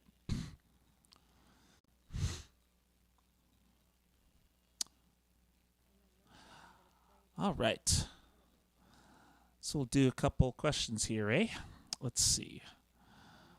I got one sent to me. Yeah, I had a. You sent me one from Glenn, I think. Glenn. Yeah, I got. Yeah, I didn't want to forget it because it was earlier in the show, and Glenn said, "Hi, Ashley." Well, I hope this isn't a stupid question. I actually thought it was a really good question. Do you think that the drama of COVID-19 will be reflected in any of your future songwriting, or is a pandemic too painful of a subject? And you know, Carol and Andy touched on that a little bit. And for me, yeah, like I've already written a couple songs about the drama of the pandemic. One is called A Different Kind of Lonely, just about that very thing. And then, you know, I think a lot of it's just appearing in a lot of my lyrics, even if it's not necessarily about it.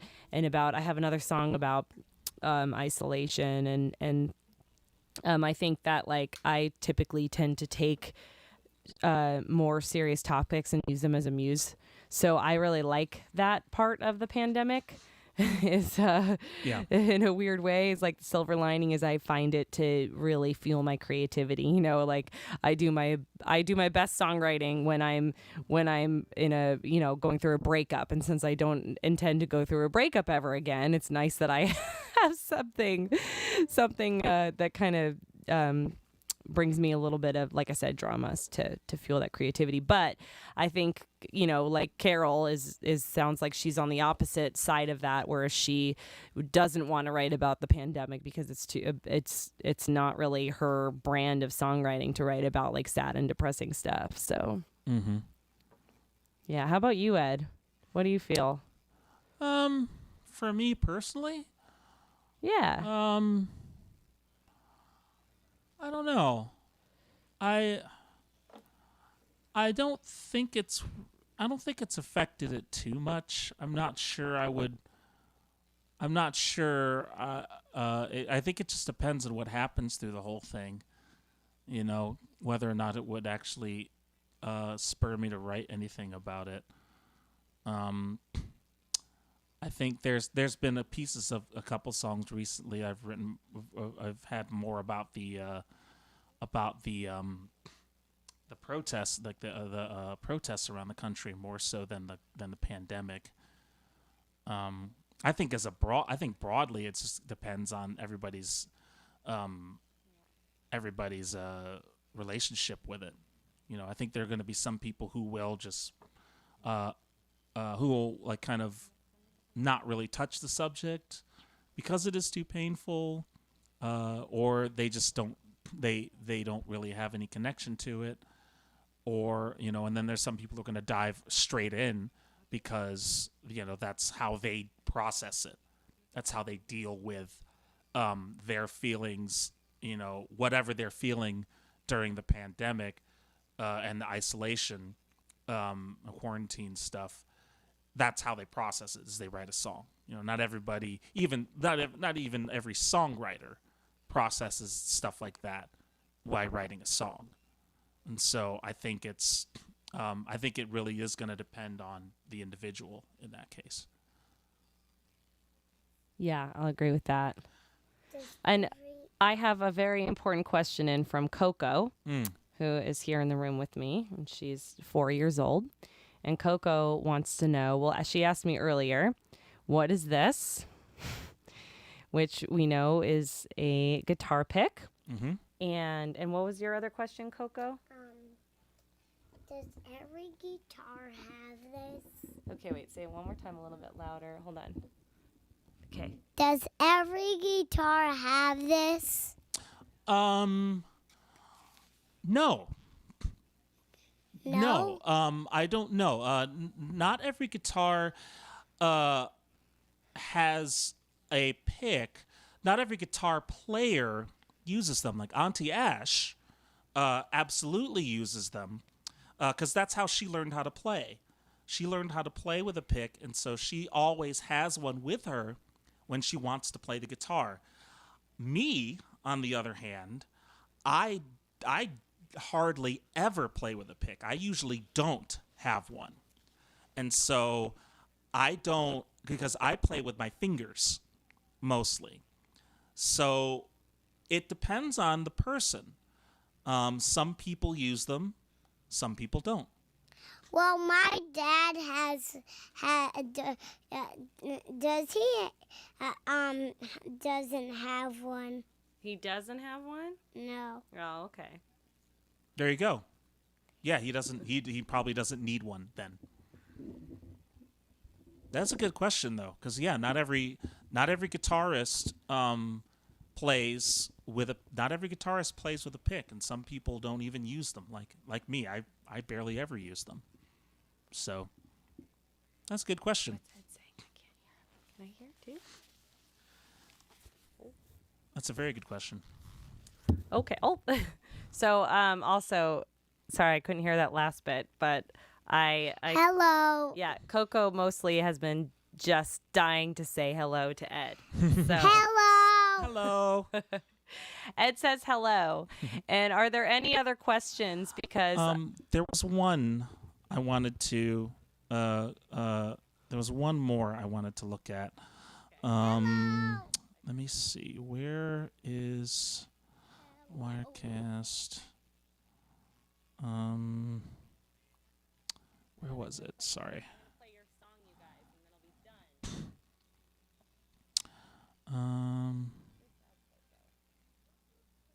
Internet requirements for OBS.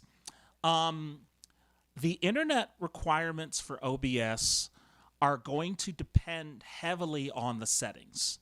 So right now, I can just tell you this. Right now, this stream is capped at roughly 2,000 kilobits per second. It's about 200 kilobytes per second. Most of the time, home internet connections, the upstream, what we call the upstream bandwidth, which is how much you send out, is much, much lower than the downstream or download bandwidth. As an example, I think the upstream, the download bandwidth here is about 100 megabits down, but the upstream is only about 10 megabits up. So that's plenty for streaming. I think you want to have like 1 to 2 megabits up at the least. If you're planning on streaming anything, really. I think that's about the bare minimum. And that's hopefully you've got a pretty decent lower latency connection. It kind of depends on your internet connection, but 1 to 2 megabits up at the least is what I would say to have a pretty good stream. So there are some internet requirements. Download you don't really need to worry about in that case, but upload for sure you need to make sure you have plenty of upstream bandwidth. And if you're doing things like 60 frames per second streaming, anything to do with 1080p or 4K stuff, then you're gonna need a lot more upstream bandwidth. So we're at 720p right now, which is I think the limit for Facebook streaming. I think they request that you stream at 720p, which is the resolution of the entire screen that's being streamed out. So that also will change how much bandwidth you use, is how high the resolution is. So you do want to keep that in mind when you're about to stream. All right. Well, I think we've got one more question in from Itzo, and then we'll play our final song, which came in as a request from Isadora and Coco. But the last question is from Itzo, and it says, I think it refers back to the guitar picks, and it says, does this relate to the term fingerstyle guitar playing? Oh, using the fingers as opposed to, yeah, it can. Like there's finger style playing, and then there's finger picking, and they're not really they're related, but they're related, but they're not. In my opinion, they're not exactly the same. Because I can finger pick, but I'm not a finger style player. Like I can't. I think in my opinion, what I've seen, a finger style player is someone who can like do pretty much anything you need to with their fingers on the guitar. I can finger pick, but I can't really do a lot of the like runs and interesting stuff that a finger style player would be able to do. I'm just not that. I'm not at that level yet. But yeah, I mean that is a different beast than using a pick to play the guitar. But I think finger style and finger picking are different. I know, it's okay. That was a good question, though. That was a good question. All right. Well, I have crazy hair. I've been told, but I'm okay with it. I'm just going with it. And I think we'll leave you guys with a song. And I'm going to go take my nieces to the beach. Fun. Yeah. Hi, everyone. So this is Isadora, who just said hi, everyone. And this is Coco, who said hi earlier. And they're going to play a little shaker and tambourine for me during this song. They've been practicing a lot, so it's going to go great. What? Yeah, Oh, yeah. right? Yeah, totally. I mean, we've basically been auditioning for Hamilton all weekend, so...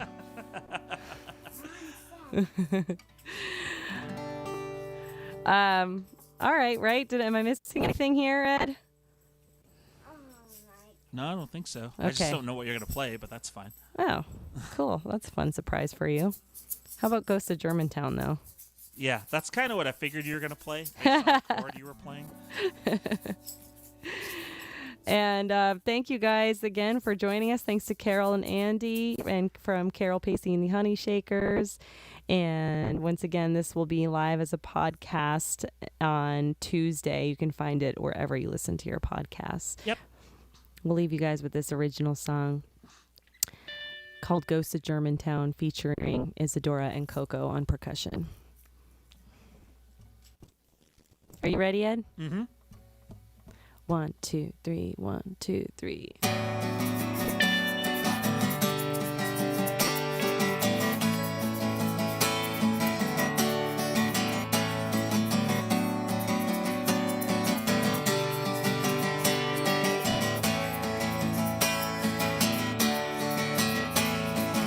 I wanna sit at a bar and figure you out in climactic conversation, and I wanna make up a song and write it about our endless one conclusions. It's just who we are, and I hope you wrote every note you slipped under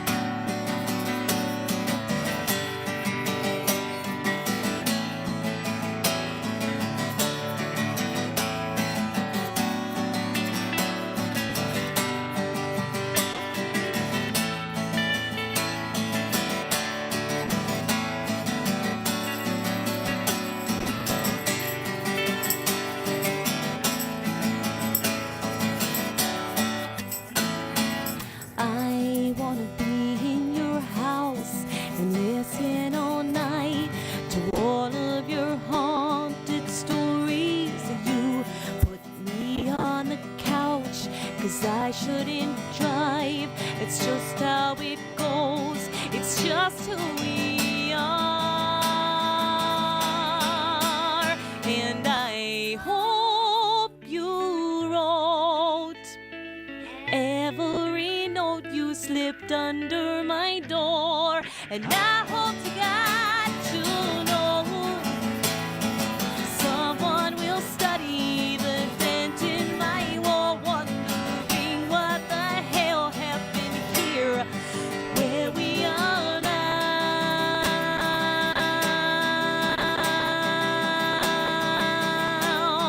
But where goes up Germantown?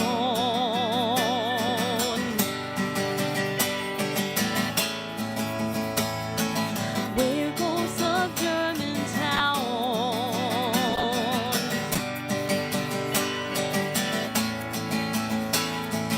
Where goes up Germantown?